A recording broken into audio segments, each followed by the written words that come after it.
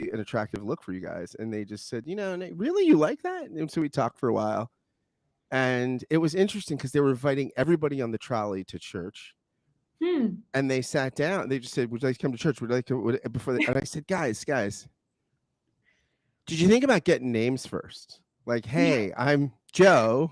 What's your name? Here's a Would you like?" tactical note. Yeah, like warm them up, get them bought into the conversation before you make the So step. we talked for like 30 minutes. We were on the I love trolley, that. 20 minutes, and they evangelized me, and I mean, they were a little disappointed. I think You haven't that converted. that I didn't convert,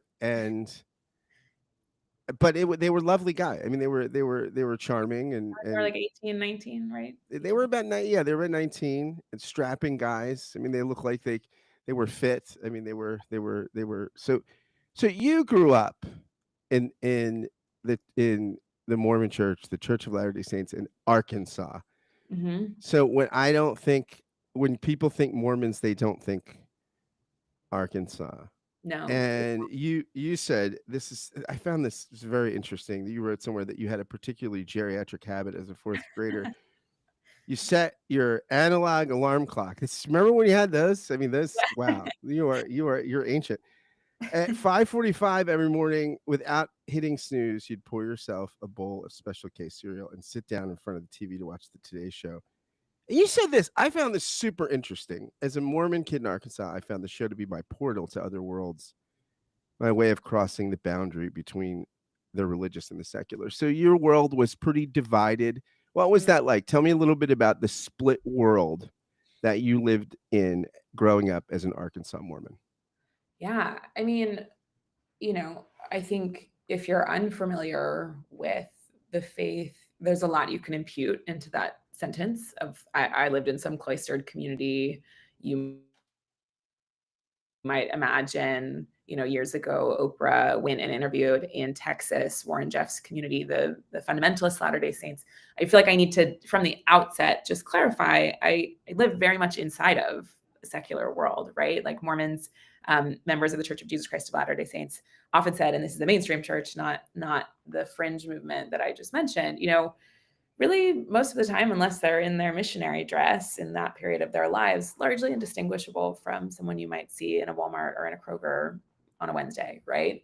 But the church has this phrase called being in it. It says, this is not just true to the faith, but other denominations use this as well. Encourages members to be in the world, but not of the world. And so I think you pulling out this dimension of being a member of the church in Arkansas, a Mormon. I still use the term Mormon journalistically. The church asks me to use the Church of Jesus Christ of Latter-day Saints, its formal name. As someone raised in it, that was what my identity was. So that's why I use that term.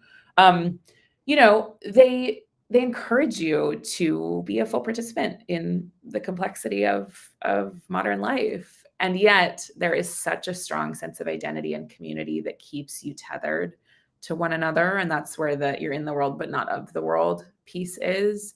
I had a very robust community, cosmology, set of connections to doctrine and family and place that meant I really did move through the world thinking there's an us and a them. Like there's a people who know the truth or understand my world, my faith, and people who don't. And that was a very real psychological boundary that I lived inside of for most of my childhood. And it was a process of exiting it. So it's a long answer to your question, but I'm That's happy a to great share. answer. You use the word cosmology. No, very few people that I talk with on a daily basis use the word cosmology. As a kid, Mm. what did having a functional cosmology do for you?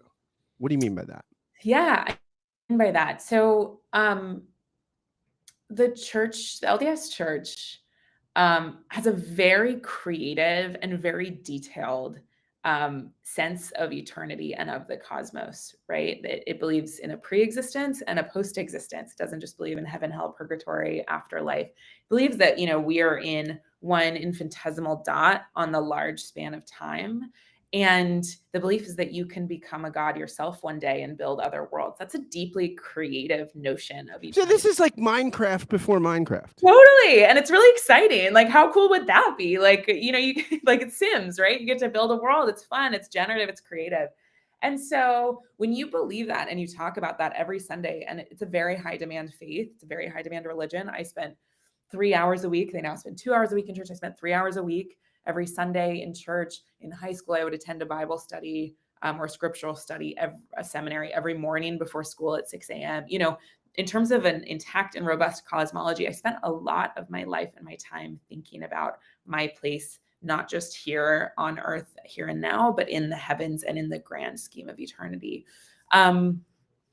Did you, as a kid, did you think about like your planet? Did you draw sketches like, oh my God, my planet's going to be like this, and there's not going to be mosquitoes, and there is going to be there are going to be strawberries what?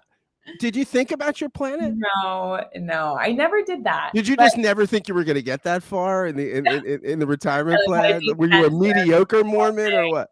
No, I was a very, very committed Mormon as a child. I was very committed to the faith. I never went that far because it felt so, first of all, it's deeply tethered to marriage in a church's temple. You have to be, the doctrine is you need to be married before you can get to that deeply creative, generative state at the highest level of heaven. That's very in the weeds. But, for me as a kid, it was much more about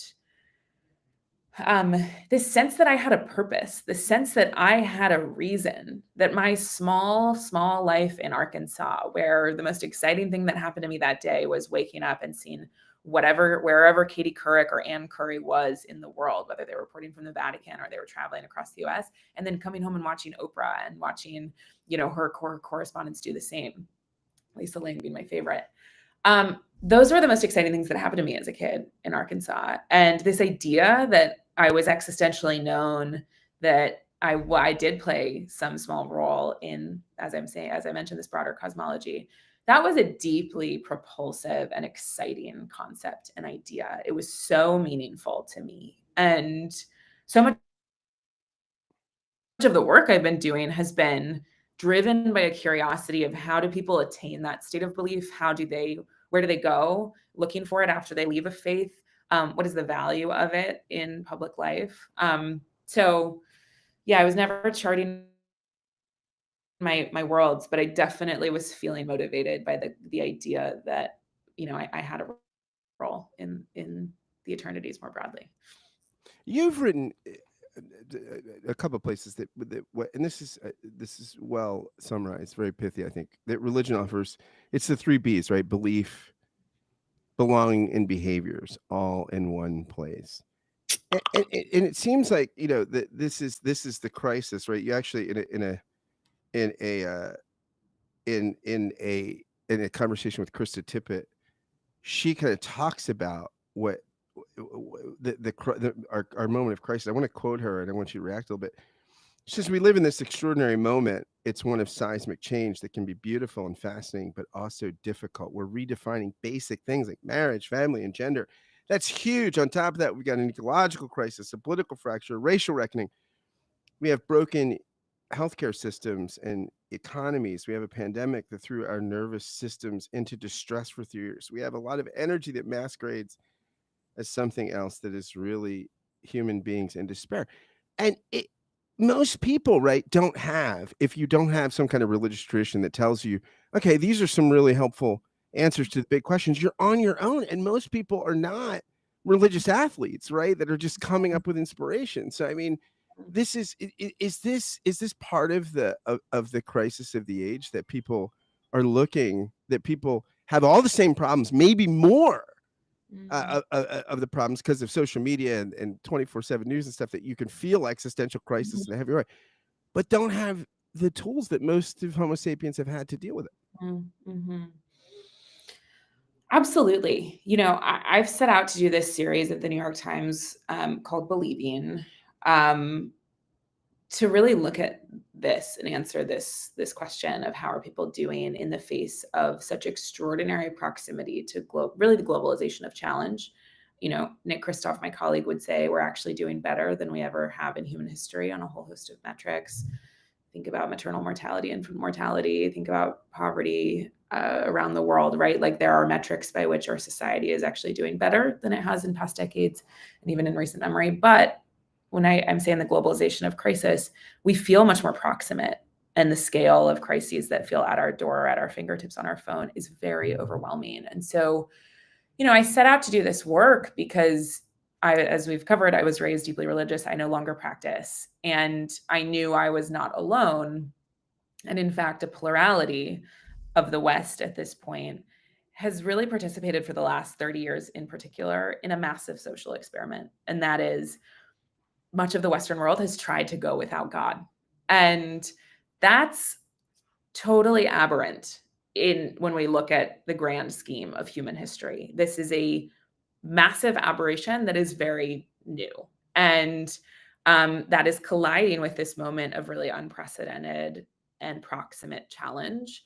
And my question was, how are we doing? What do we need? What are people turning to? What is providing them answers and help and support? Because it's our belief is our oldest story. If you go to the first written record we have, which is in the Epic of Gilgamesh, I'm in London, about 50 meters that way is the British Museum. I'm in my office at the New York Times.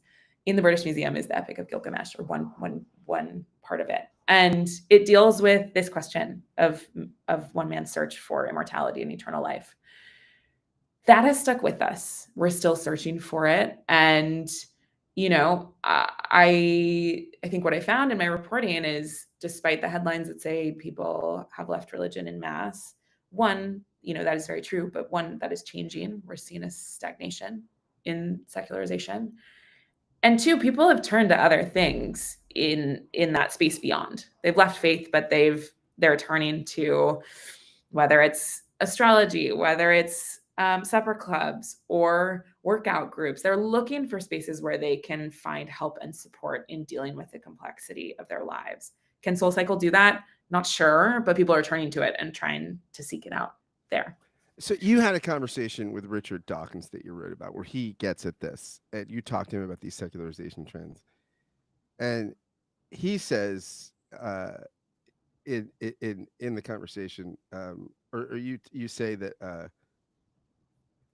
He said he understood that churches in particular could provide moral instruction, and he said that people ought to be able to fulfill their spiritual desires outside of faith. It should be quite easy to show documentary films, David Attenborough films, Carl Sagan films, Neil deGrasse Tyson. There are lots of substitutes to spirituality those can provide. He also said that for ethics, for community, go to civics classes, play golf. I jotted down, does Richard Dawkins know anything about the human condition? This just struck me as a guy that's completely brilliant in some spheres of life. I just can't imagine being married to this guy. If this is what the guy thinks, oh my gosh, Christianity, Judaism, Hinduism, you go to a civics class, you play golf, and you watch Neil deGrasse Tyson, and the gap will be filled, right? I mean, it doesn't seem like this stuff is working, does it? Yeah, I think Richard would be comfortable. He wrote a blog post about this, so I can share. He reached out and just said, thank you for this really thoughtful exploration of this topic. And I think it prompted him to think about it in new ways. And, I guess Dawkins is obviously brilliant. And my view, one of my views on the New Atheist movement, which obviously he was a figurehead of, is that we see over the course of religious history that when something is not working, it spawns dramatic innovation within religiosity. Think of the schisms within denominations, the Protestant Reformation, Henry VIII, and Anglicanism, right? Like we see in moments when something needs to shift, it does. And if an institution isn't working, it actually does deserve to break, is my view. And I think that's what we've seen over the last 30 years. And I want to give kudos to Richard for really tapping into something that says these very, very, very old institutions are not working in modernity. They have, this is where my view comes in, and I want to remain as neutral as possible, but just taking in all the data I've seen as a journalist, right? Like there's extraordinary wisdom that exists within religious institutions. They have worked for a very long time to provide for the needs of their adherents. And they've really refined their offering. If we think about religions as a startup, right? Like they have innovated and refined and innovated and refined until they've gotten really good at providing meaning, purpose, belief, belonging behaviors, right, to people. I think they hit there was a moment where that shifted, right? And that is what we're seeing in mass in the last 30 years. Potentially the substitutes also haven't been working. And so people are yet again looking and turning to other things. Some are turning back to faith. Some are trying to innovate in new ways. And so, I want to give credit to Richard for really seeing that and riding that wave and tapping into that and harnessing that recognition and inviting people to also be critical of the harms of institutions that can be deeply harmful to people. And so there's so much in that, but I think the interesting work of the New Atheists, and I would look actually to Ayaan Hirsi Ali, who is another one of the New Atheists who's actually come back to faith. She now identifies as Christian, and was deeply critical of her Muslim upbringing, right? I think we're seeing that group of people is almost tracking with the broader population this shift again of like, okay, this wasn't working. What's new? What can we turn to? And I'm interested to see where Dawkins goes with that and how he continues to be in dialogue with Hirsi Ali. Yeah, it's interesting because he has said recently, I think last year or so, a year, maybe within the past year and a half, that he's a cultural Christian, that now with the increasing cultural influence of Islam in England, that's kind of given him the willies. And he's like, well, I mean, I'm an atheist, but I still want Christmas carols. I don't think we should be a Christian, which is intriguing, right? Which is the first seeming admission that, oh my gosh, there maybe is more connection with the baby in the bathwater than the New Atheists maybe have given credit for. I asked him about that. I said, you're identifying as a cultural Christian. And frankly, that's how so much of Europe identifies and much of the UK also identifies. They say, in France specifically, an overwhelming majority of the population will say that they are Christian, but they do not actually attend. Maybe very rarely on Christmas or Easter, they will attend a house of worship or attend a church. Yeah, I mean, I think this is building on this question of, is there a shift in his rhetoric back towards quote unquote cultural Christianity? I think we see that happening much more broadly. I can't speak to Dawkins' politics, and I don't attempt to, but this notion of cultural Christianity, of Judeo-Christian values, we are seeing appear again and again, specifically within the conservative movement. I attended, for reporting for Believing, I attended the ARC conference, which was hosted in London this year. It's Jordan Peterson's conference, gathering mostly elites, I would say, the world's conservatives, elite conservatives from Australia, from across Europe, from the UK, from the US. One of the primary themes, and I think it was Baroness Philippa Stroud who was speaking most actively to this in her opening. They spoke again and again to this idea of Judeo-Christian values. And I mention this to say, we are seeing the right speak so actively to this sense of longing that is appearing in the data around religiosity. And they're making it part of a packaged identity, right? To be Christian is also to be aligned with the conservative movement, even if you don't actually practice. So I don't want to speak to Dawkins' politics. I don't know what they are. But this notion of being a cultural Christian, we are seeing it come back in vogue, largely fueled by, I would say, far-right influencers who are framing participating in cultural Christianity and claiming cultural Christianity as part of a packaged conservative identity. You said elsewhere, writing, you said, I never really wanted to leave my faith. I wasn't interested in exile, family, cultural, or spiritual. But my curiosity pulled me away from the Church of Jesus Christ of Latter-day Saints and towards a cool secular, or towards the secular university. There, I tried to be both religious and cool, believing but discerning. I didn't see any incompatibility between those things, but America's intense ideological polarity made me feel as if I had to pick. What was religious and cool like for you? How did you? Give me just paint a picture of what of what Lauren, religious and cool at UVA, was like. What was It definitely how was wasn't that? religious and cool, just to be really clear. It wasn't religious and cool. Frankly, I think now it would be much easier to be at NYU and be religious and cool because it would feel countercultural, and countercultural always feels cool. So within liberal, hyper liberal, secular spaces, it's I think that actually would be possible. And we're seeing a shift amongst like young members of Gen Z, Gen A, towards increasing conservatism and religious conservatism.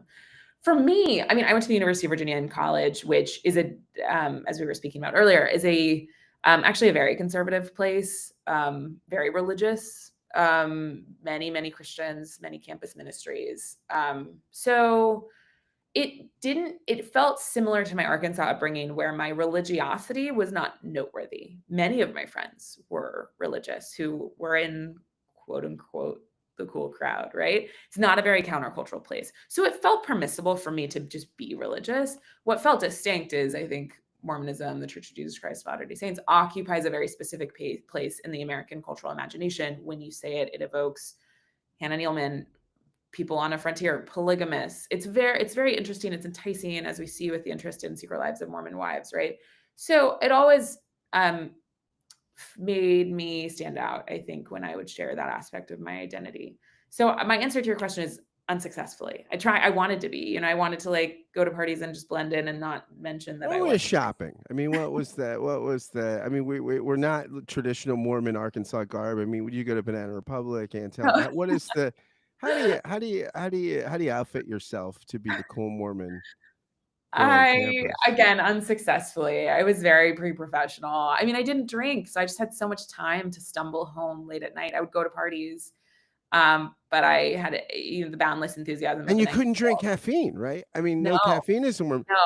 no. So what are And you drinking at parties? Sprite? I mean, what are you consuming? water. I'd go to the kitchen of the frat party and fill my solo cup So with you were water. the best hydrated undergrad on I campus. would absolutely, and I would go home and I would keep working. Like I was go home and work on a paper. It was not, again, I was unsuccessfully trying to be religious and cool. But it meant that, I got a lot done. So it's very pre-professional in that regard. And so, yeah, I was shopping, actually was shopping at Banana Republic because I was always getting clothes. This is pre-pandemic. So I was, needing to be in office for internships, and I was in pencil skirts. So I was going to Banana Republic and buying those. Never underestimate the constant cultural appeal of the pencil skirt. Very, very.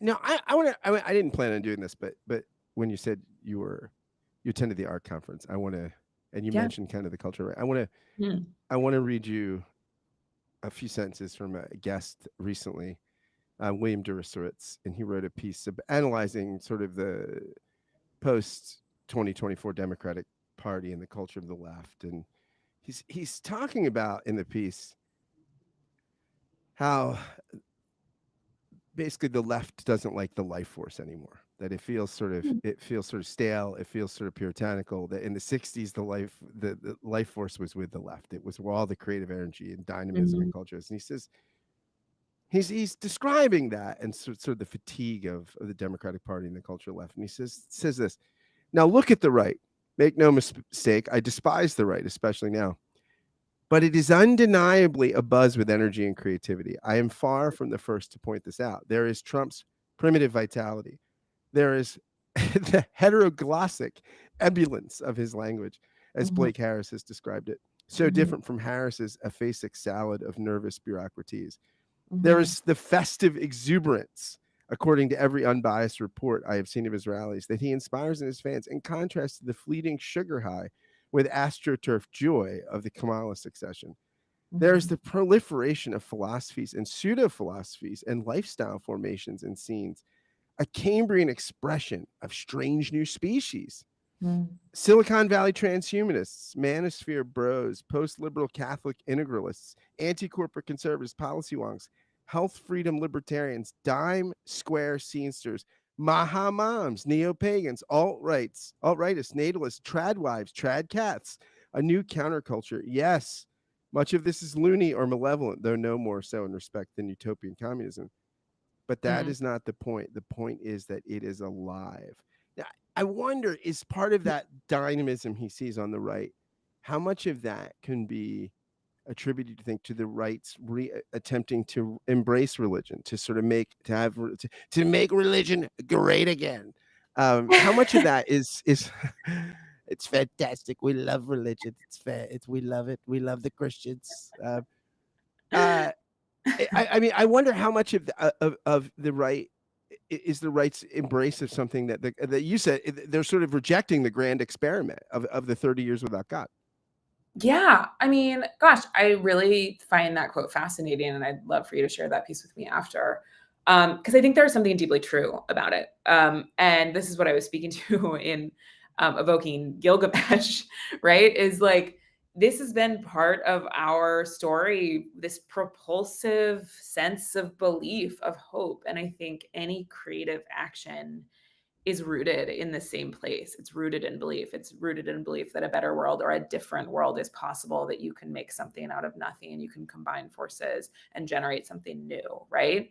And I think you're so right about, thinking about the 60s, thinking about the 70s, thinking about the really generative time for radical politics as well. And in a way, the alt-right is pursuing a form of radical politics. Is it retrenchment?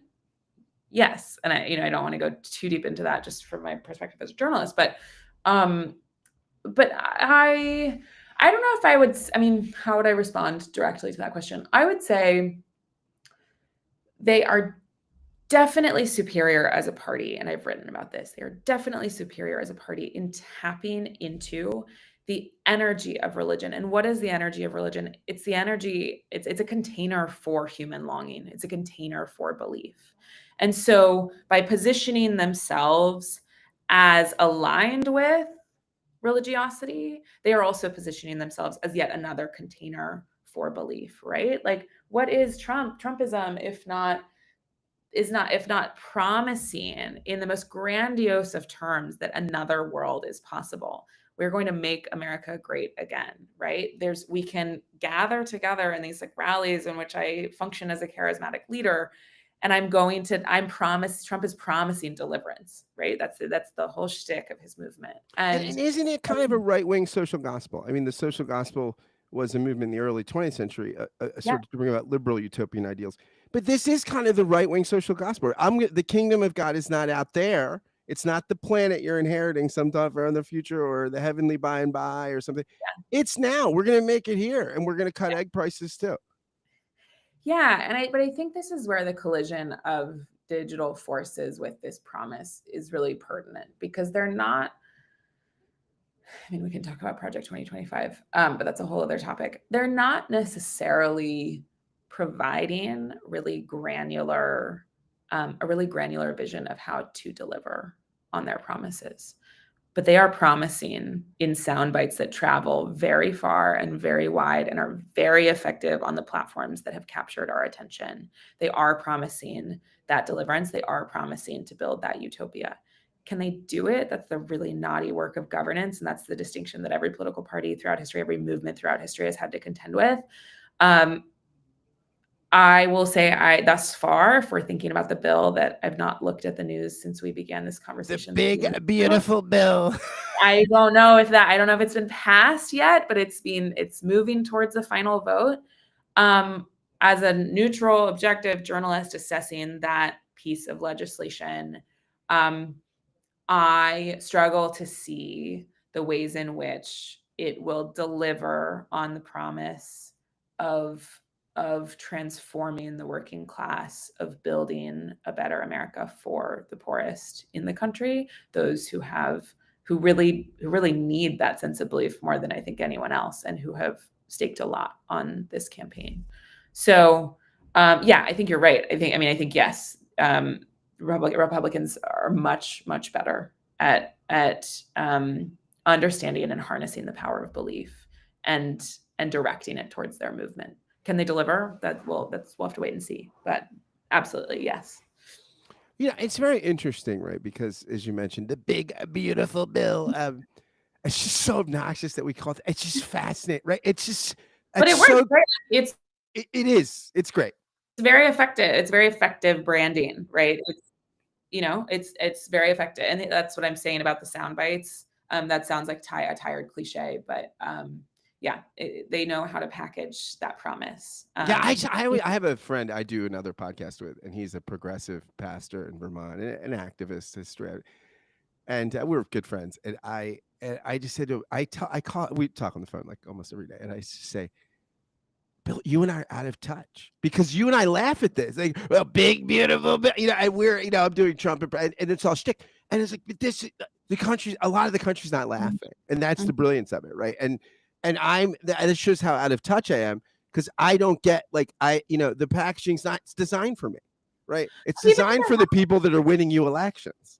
But even if they are laughing at it, and I can't say if the majority or plurality of the country is laughing at it, there is it's effective messaging. I mean, think about Yeah, old hymnals and spirituals, like the yeah, city on a hill, the shining light on a hill, right? Like, um, there is synergy between the yeah. language and the hyperbole that is used in Trumpian rhetoric and actually religious spiritual language, right?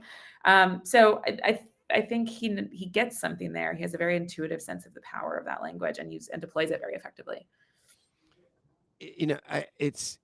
I think is what the left miss because a lot of people, my friends on the left, I'd say I'm on the left, so I mean these are I'm talking about myself here, but talk and they ask me because I come from a religious background, so how can these so-called Christians support this guy? And I often find myself saying, well, if you're like these evangelicals feel bullied, right? And when they say he's our Cyrus, right? I mean, the left doesn't know that reference, but you have this king in Persia who returns Israel to the promised land, the pagan, godless deliverer of the people of God. I Mhm. mean, is is this lost on the left how bullied these people have felt? And I'm not saying it's there's real oppression or not, but perception is reality, right? And I think even the cultural religious right has felt you got Hollywood, you got you don't Yeah. they're not often portrayed in flattering ways, right? They're not often heroines or heroes in movies or things like this. I mean, this goes back to your question about my upbringing in Arkansas. I was so struck when I learned later, after I left Arkansas, about marginal identity theory, which is the idea that if I'm a woman in London, if I'm a woman, I don't know if I would call myself an agnostic, but say I'm an agnostic. If I'm a woman agnostic, I'm a young millennial. Insert all my identity categories. The thing that about me that will feel most salient is the part of my identity that feels most marginalized. So I don't particularly think of myself as a woman very often moving through London as like a particularly salient aspect of my identity. If I was in Saudi Arabia, where my rights were more restricted because I was a woman, that would feel more salient, right? That aspect of my identity. So if you are talking about a majority of the country that is religious and is deeply religious, and that is, I would argue, the most core aspect of their identity because it is, as I already said, the container for their most fundamental beliefs or the vehicle for their most fundamental beliefs, to mix metaphors. If that part of themselves feels derided, which the left has done for decades, there's really no logic that you can impute about, you know, why they're voting or whom they're voting for. They're going to go to the place where that part of themselves feels validated. And there's a party that has been much better at doing that. That is the Republican Party. And I think that's where the whole, like the notion, Jonathan Haidt has done so much good work on the notions of logic and decision making amongst the left specifically, and the insistence on justice and fairness and rationality within progressive and democratic circles. But it's not logical. You know, you can say, okay, well, the Bible says this, and Trump says Bible says X, and Trump says Y. I really think that's a super, frankly, I think it's a deeply ignorant perspective that really misses the hyper emotive decision making that sits behind these political and electoral choices, that has nothing to do with logic and it has nothing to do with doctrine. And I think it has everything to do with a reaction to a culture and a politics that has made them feel derided for decades. So you're saying like Nietzsche is more right than Aristotle, right? We're not rational animals. We're rationalizing Yeah. animals, right? And so we can make sense of like what we want. Was Woody Allen say, right? The heart wants what it wants. We're pretty good, you're saying, at making complex narratives to make sense of our emotional longings and our political desires and our whatever we want, our power plays or whatever, right? Yeah.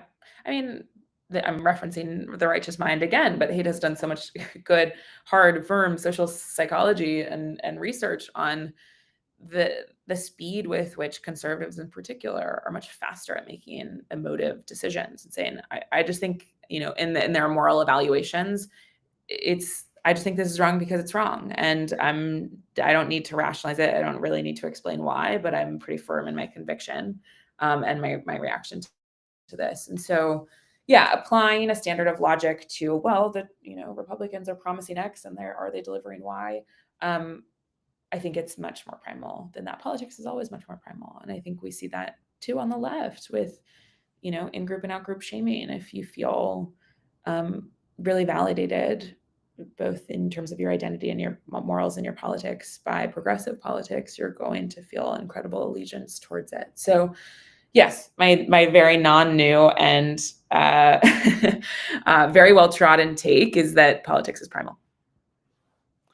So you in for the Believing Project, you solicited lots of reader response kind of stuff, like, hey, tell me about what you believe, tell me about your story, you get contacted by Dwight from The Office, from the actor Rainn Wilson, who's like, he's in it. What does he say? What was that like? First off, are you an Office fan? And what was that like? I don't mean to be rude about The Office. I've never seen an episode. I would love to deliver that, like, he's my favorite character of all time. Do you want me to just confess, true confessions? Yeah. I've never sat through an Office episode either. I'm a huge Seinfeld fan, huge Curb Your Enthusiasm fan, I've not sat through. I've seen clips, but I've never sat. So we're the two. We're the two worst people to talk about this. Like, yeah, this is it. The worst. I've never seen an episode. I actually almost. So you're not fangirling at all. I was not. No, I almost deleted his email. I was like, because I was so grateful to receive such an outpouring of so many amazing emails, and I didn't know. I haven't seen The Office, so I didn't know who he was, and then something in the email caught my attention, and I was like, is this someone, like, is this someone I should know? And I Googled, and I was like, oh, great. I'm so grateful he reached out. And his work, I bought his book, and his work is so thoughtful on this topic. And his voice is really unparalleled. I would really recommend that everyone reads his book. It's called Soul Boom. And he makes speaking of generative, he makes a really creative and generative case for reimagining how we live under the conditions of techno-capitalism. And I think that's a very necessary and very, very necessary, very innovative offering. And so it was so fun to talk to him. His podcast is great. His book is great. He's doing a lot of really good work on Did you confess to him, I'm not a fan? Did that come up? Maybe I should have. That would have been refreshing, but we just didn't talk about. Just didn't come up. About The Office. I was just so excited to hear about the work that he's doing and why he's interested in it and where he wants to go with it and what I was interested, in what he's found that's working. I think this is a hard topic to cover. It's journalistically, we're driven by data and facts and what is observable in the world. This is a deeply unobservable space. It's very hard to get data as a proxy for the lived reality of spiritual and religious experience. So I just was desperate to know, you have such a large platform of people who love you, and you have spent your life in the public eye. If we think about virality, what is viral if not Dwight memes, right? He knows what works on the internet. And I was like, as someone who is a master of that, help me know, what is working for you, what's not. So yeah. Who would you have fangirled for? Who would have, if the inbox said, hey, I'd like to talk about religion, and it was this who would you have been like, oh my God, this is huge? Great question. Dua Lipa I feel like Dua Lipa and I are exactly the same age. So I'm always, and she's, from London. I live in London. So I'm always like, what's Dua Lipa doing? Dua Lipa is definitely doing something that's just like slightly more fun or a lot more fun than what I'm doing. So it's always this kind of idea of like, what's Dua Lipa doing? What would Dua do? Not what would Jesus do? She was raised deeply religious. And she speaks about her sense of spirituality in many interviews. And I think you see it very present in her public appearances. So I'm just curious to know how she experiences spirituality and how that shapes her creativity. And if she'd reached out, I would have been like, say more, I'm dying to hear. You work for the New York Times. I mean, do you think a cultural institution like the New York Times, so religion, if I mean, the decline is stagnating. I mean, your work is showing that the desires are resilient. It's not, especially in the United States, right? I mean, it's a very different story than, say, in Western Europe or Australia or something, right? And do you think that the average journalist in a mainstream outlet like the New York Times has the kind of fluency with religion to understand its influence and see how it's permeating political life, cultural life? I mean, is there does that, because most people are not getting a lot of religious education if you grow up secular, and I'm sure a lot of I'm guessing, I don't know this for sure, but I'm guessing that the New York Times staff, and as is most sort of mainstream media staff, is probably disproportionately more irreligious than the rest of the country. If New York, Philadelphia, places like that are barometers, right? I mean, is that a Yeah. handicap when trying to get a handle on certain things in public life? Yeah. I mean, I've not done a survey of my colleagues, so I can't speak definitively about their religious backgrounds. But even just speaking to New York City is actually still a majority religious city, despite how the media, what you might think, or how the media might present it as the bastion of secular godlessness. But I would guess that most of my colleagues are raised with some form of spiritual tradition. How much they practice, I can't speak to. But to answer your question, when I first started my career in journalism, I began at I began at CNN, and I had an editor there. His name was Daniel Burke, and I was an intern desperate to write for his desk. He was the religion editor, and he said something to me in passing that I've never forgotten. He said, "Religion is a technical beat," and I really think that is true. There is, and it's something I'm trying every day I try every day to learn as much as I can, because this is such a delicate space for people.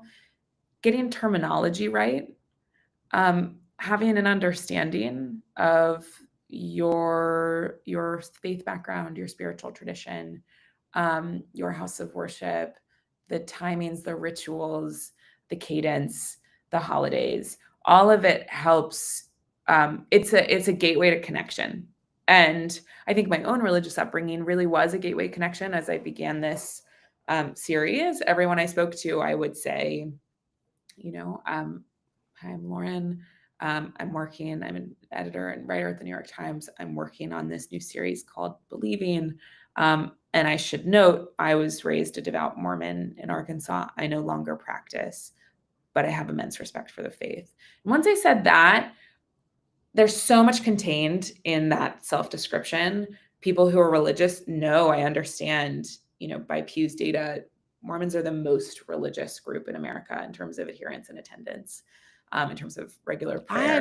I did not know that. Yeah. Yeah. I mean, in terms of the major categories that they've explored in their last major report. Yes. So more than like the Orthodox Jew. In terms of, now I'm like wanting to fact check myself, but in terms of, I know for sure amongst Christian denominations, let's start with that. But it's the most devout denomination in America, Christian denomination in America. They attend church most regularly.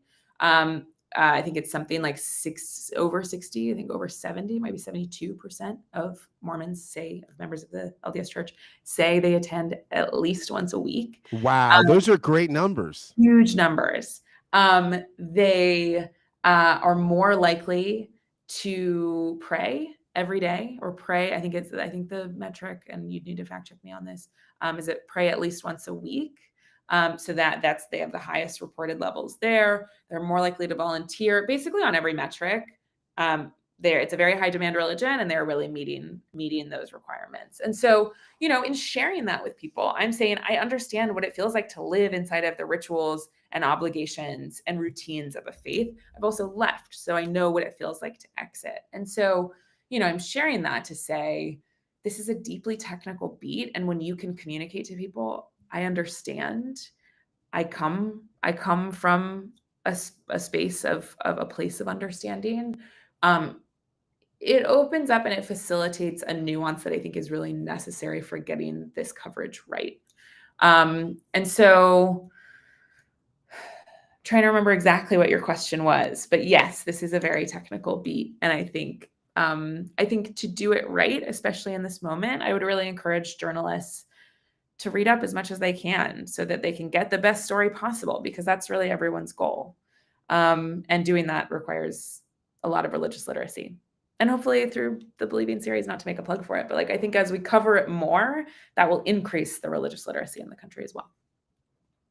You write something, you said in a piece, you said, I recognize, though, that my spiritual longing persists, and it hasn't been sated by secularism. I want a God. I live an ocean away from that small Arkansas chapel, but I still remember the bliss of finding the sublime in the mundane. I still want it all to be true. Miracles, souls, some sort of cosmic alchemy that makes sense of the chaos. This, by the way, that's just incredibly beautiful writing, and just it's just yeah, your fluency with the English language is amazing. I'm wondering what's stopping you from reconnecting to God. You sound like my editor. My editor was like, it would be really good for this piece if you became religious after this. Absolutely. What do we have to do to put you into religion today? How do we put you? He was like, for like anything. He's like, are you like, can we land? And I'm like, no, like that's not true. So we can't say that.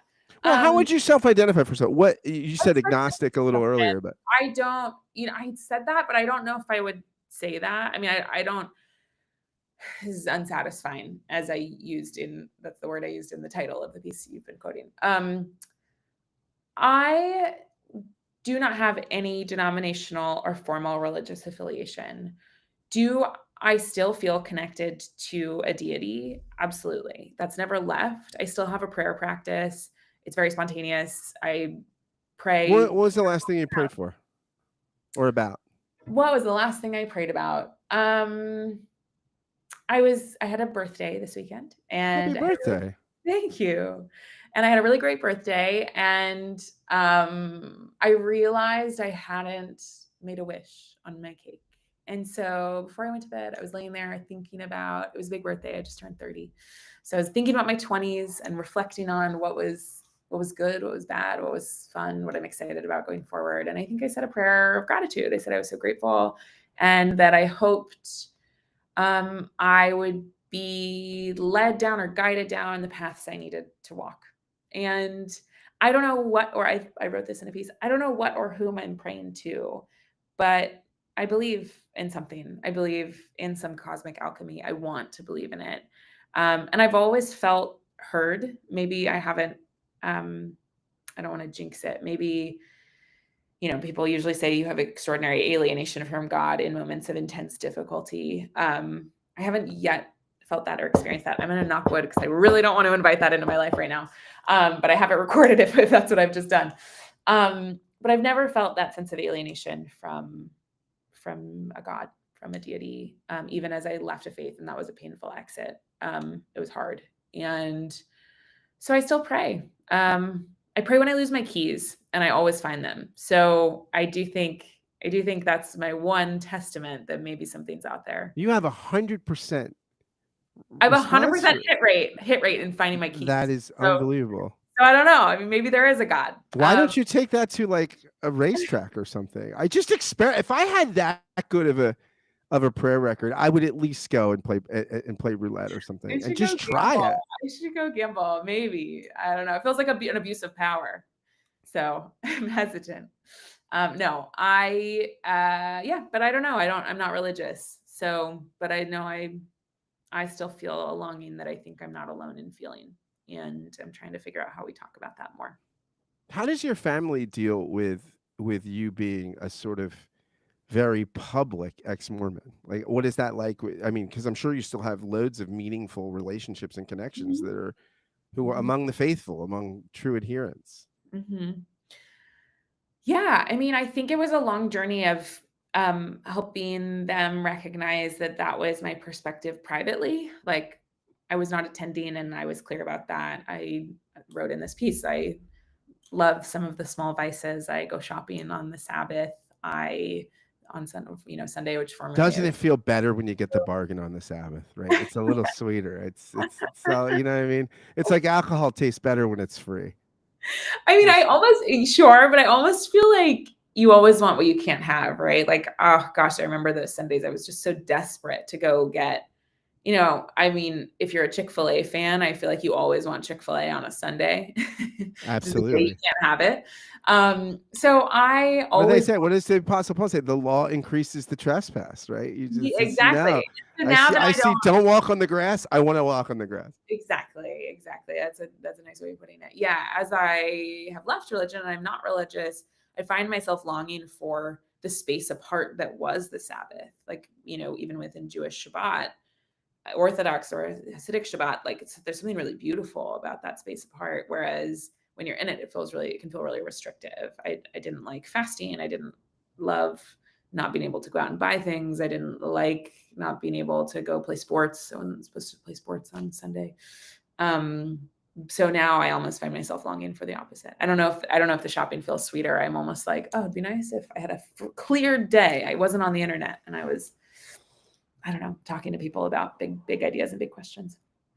Lauren, you're lucky because you get to talk to people about big ideas and big connections for a living, and you're great Well, that's at what it. you're doing. And you're great at it, and I'm grateful for the Believing Project, and so Thanks. thanks for doing it, and thanks for spending some time on this show talking with me about it. Thanks. It was a real pleasure. Thanks for having me on. This was Ple- fun. Pleasure is all mine. Yeah.